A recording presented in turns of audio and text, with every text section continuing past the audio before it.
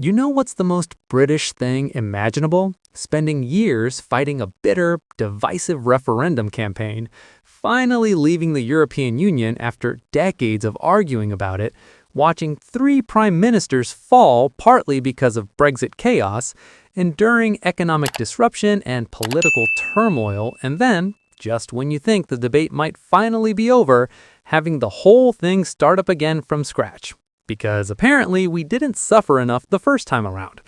Welcome to UK Political Insight, and today we're talking about the growing pressure on Keir Starmer to cozy back up to Brussels, the increasingly loud voices calling for customs unions or even full rejoin, and whether Brexit, that gift that keeps on giving, is about to become the defining battle of British politics all over again. Spoiler alert, the answer is probably yes, and nobody's going to enjoy it. So here's where we are. Keir Starmer's government is struggling, the economy's not performing, public services are still a mess, and Labour's poll numbers are heading in the wrong direction, faster than a tourist on the M25. And in that context, leading Labour figures have started doing something that was previously considered political suicide, blaming Brexit for Britain's problems. Starmer himself said this month that the post-Brexit deal significantly hurt our economy. Rachel Reeves, the Chancellor, said the impact of Brexit is severe and long-lasting. These aren't backbench rebels or fringe activists. These are the Prime Minister and Chancellor explicitly saying that leaving the EU damaged Britain economically. Now, on one level, this is just stating observable reality. The economic data on Brexit's impact is pretty clear. Trade with Europe declined, investment dropped, growth slowed, and the promised benefits haven't materialized in any significant way. But politically, Labour had been incredibly careful not to talk about this for years, because relitigating Brexit was seen as electoral death. The Leave vote won in 2016. It was confirmed in the 2019 election when Boris Johnson won big on Get Brexit Done. And conventional wisdom said that voters, particularly in red wall seats Labour needed to win, would punish anyone who questioned the decision. So Labour kept quiet, accepted Brexit, and focused on making it work better, rather than reversing it. But now that calculation is changing. With the government struggling and needing explanations for why things aren't improving as fast as promised, Brexit has become a convenient scapegoat. It allows Labour to say, look, we inherited a bad situation. The previous government made things worse by how they handled Brexit, and now we're dealing with the consequences.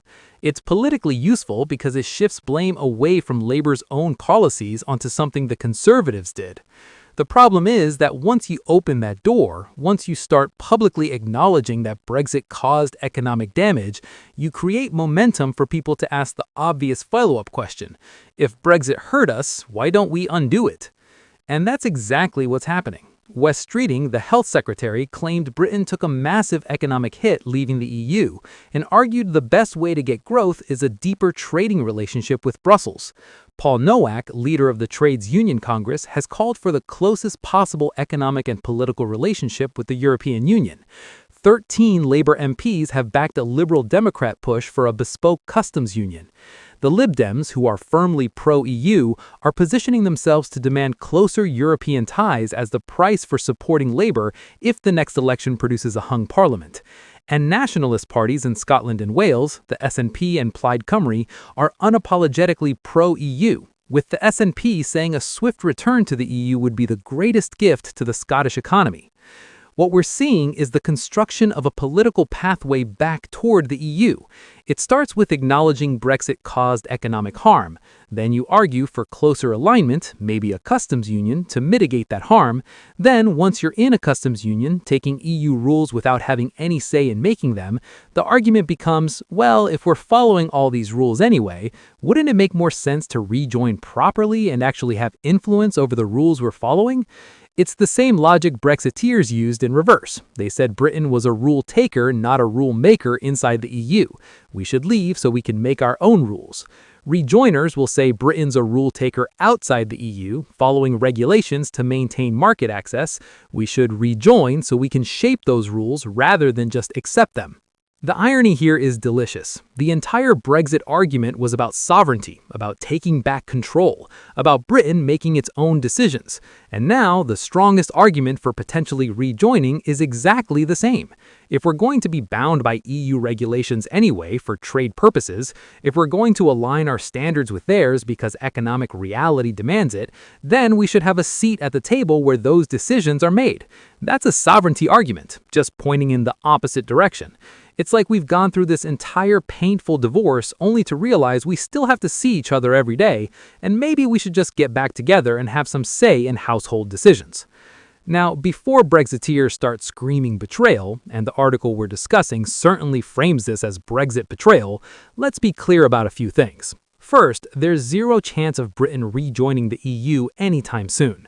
The political capital required would be enormous. The EU would impose harsh conditions, making rejoining much less favorable than our previous membership. And there's no public appetite for another referendum. Polls show some buyer's remorse about Brexit, but they don't show massive majorities demanding to rejoin. Second, even a customs union is politically very difficult. It would require Labour to spend enormous political capital on something that doesn't directly improve people's lives, would infuriate Leave voters, and would dominate political debate for years. Starmer's already struggling. He's not going to voluntarily walk into that buzzsaw. But, and this is important, the fact that we're even having this conversation again shows how dramatically the political landscape is shifting. For years after 2016, Brexit was settled, done, no longer up for debate. Anyone suggesting rejoining was dismissed as a delusional Ramoner living in Fantasyland. Now, senior government ministers are openly saying Brexit hurt the economy. Major political figures are calling for closer EU ties, and there's a clear political constituency pushing for deeper integration. That's a significant change, and it suggests Brexit might become a live political issue again much sooner than Leavers expected. The economic context matters here. Britain's economic performance since Brexit has been underwhelming at best. Growth has lagged European competitors, trade has been disrupted, and the promised benefits of regulatory freedom and trade deals haven't materialized in meaningful ways. That doesn't mean Brexit caused all of Britain's problems. COVID and global economic issues obviously played huge roles, but it's become increasingly difficult to argue Brexit has been an economic success. And when people are struggling with cost of living, stagnant wages, and crumbling public services, the argument that we'd be better off with closer European ties gains traction.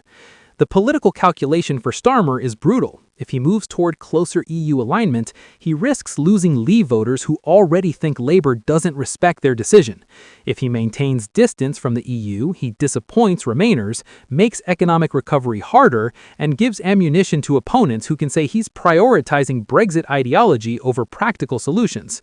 There's no good option, which is why he's trying to have it both ways, acknowledging Brexit's costs while not committing to any major reversal. The pressure from the left is real and growing. Trade unions, which historically backed EU membership, are pushing hard for closer ties. Progressive activists see Brexit as a Tory project that hurt working people and want it undone. And younger voters who overwhelmingly opposed Brexit are increasingly politically engaged and demanding action. And Labour MPs in Remain voting constituencies are hearing from constituents who want closer European alignment. That's a powerful coalition, and it's not going away. The comparison to the original Brexit campaign is fascinating. Leavers spent decades building the case for exit, creating political infrastructure, developing arguments, and waiting for their moment. Rejoiners are now doing the same thing. They're building the intellectual case, creating pressure within parties, and positioning themselves for when political conditions allow major movement. The leading figures from the Leave campaign, as the article notes, are mostly gone from Parliament. Boris Johnson's out, Nigel Farage is leading reform but from outside, and the current Conservative leadership isn't particularly passionate about Brexit. That creates a vacuum rejoiners can exploit. The Scottish and Welsh dimension adds another layer. The SNP has always positioned closer EU ties as part of the case for independence, arguing Scotland could rejoin as an independent nation. If Labour struggles in May's elections and nationalist parties do well, that becomes another source of pressure for closer EU alignment. Plaid Cymru makes similar arguments about Wales. So even if England isn't ready to reconsider Brexit, pressure from Scotland and Wales could force the issue onto the agenda. The 10-year anniversary of the Brexit vote is coming up, which will inevitably prompt retrospectives, analysis of whether it worked, and debates about the future. That's a natural moment for the Rejoin campaign to intensify its efforts. Expect lots of articles comparing Britain's economic performance to EU countries, lots of discussion about what was promised versus what was delivered, and lots of pressure on politicians to reconsider. But here's the thing that Brexiteers absolutely will not want to hear. Their best argument at this point isn't that Brexit's been great, because it demonstrably hasn't delivered what was promised.